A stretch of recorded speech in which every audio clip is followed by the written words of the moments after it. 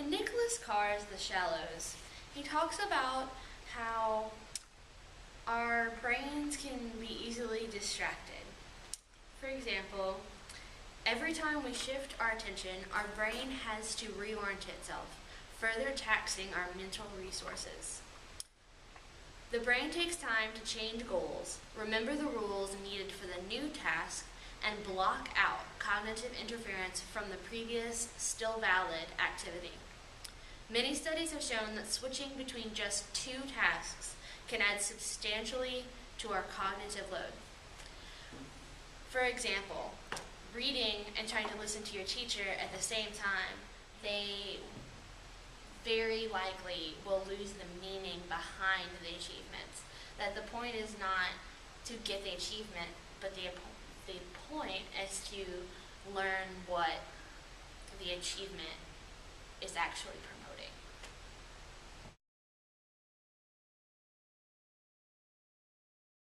Okay, class, today we'll be doing multiplication tables.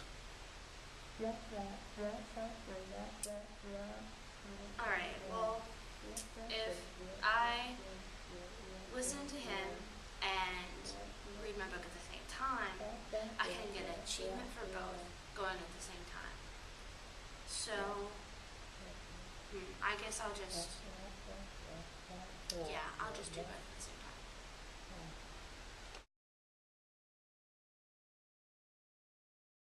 Okay, class, before we go, can anybody tell me what they learned today? How about you, Christina? Let's see, 2 times 4 is 8 maybe,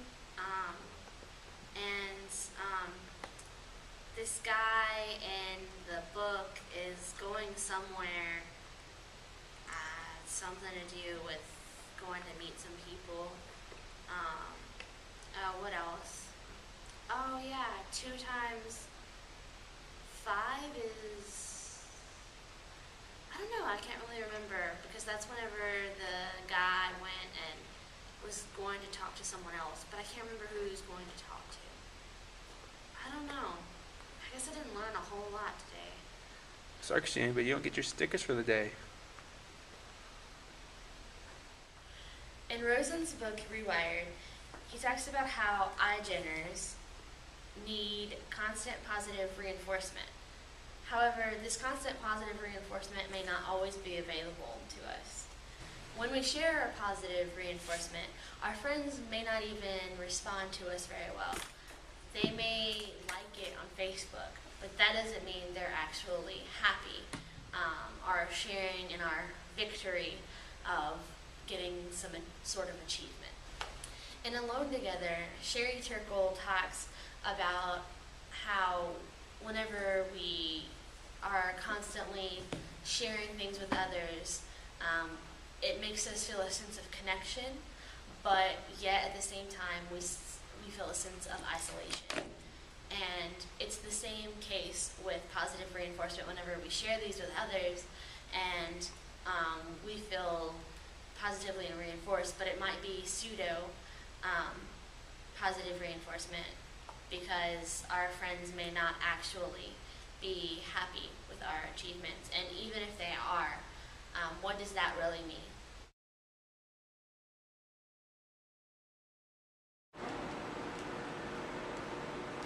Yes. Oh, yes. Okay. I just learned 300 words in Spanish. Stupendo. I've got to share this with James. Now it's on Facebook and everyone can see it.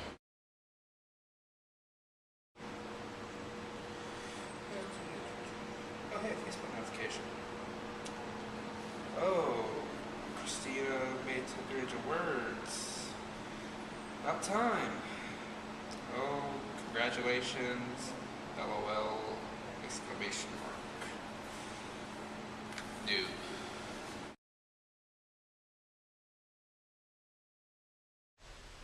In chapter 5 of Rewired, Rosen describes education in a technological sense. He describes how, first, by something called the total immersion effect. This example is like trying to learn another language. The best way you can learn that language is not by sitting in a classroom reading a book, by experiencing the language, by going and living amongst its speakers, like going to France to learn to speak French. He goes on to make this point by making a list of things what is most immersive and what is least. At the least is books, while at the most, oddly enough, is video games of virtual reality. He goes on to say that these things, along with social networking, are often ignored or shunned by the teaching community when they are really effective learning tools and are ebbing their way into our society's education. Help video games in virtual reality would help create that immersion experience, thus enabling better learning. It also would create an entertainment, something that may be referred to as edutainment. Odd term, but I digress. It essentially means you're learning but having fun too. Video games in virtual reality offer a medium in which you can learn but never really realize it. As we saw in the example, a child may not go to a video game such as where the Times Square San Diego to learn about historical events, but to play a game. But along the way they learn these things and they memorize them because in their mind this is something eventful and they can relate it back to their studies. All in all, it is just simply fascinating.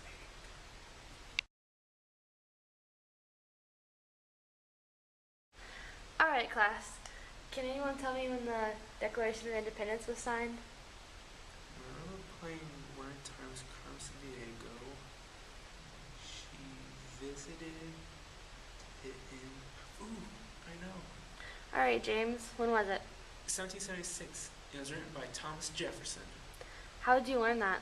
I played We're in Times Square San Diego. I can't forget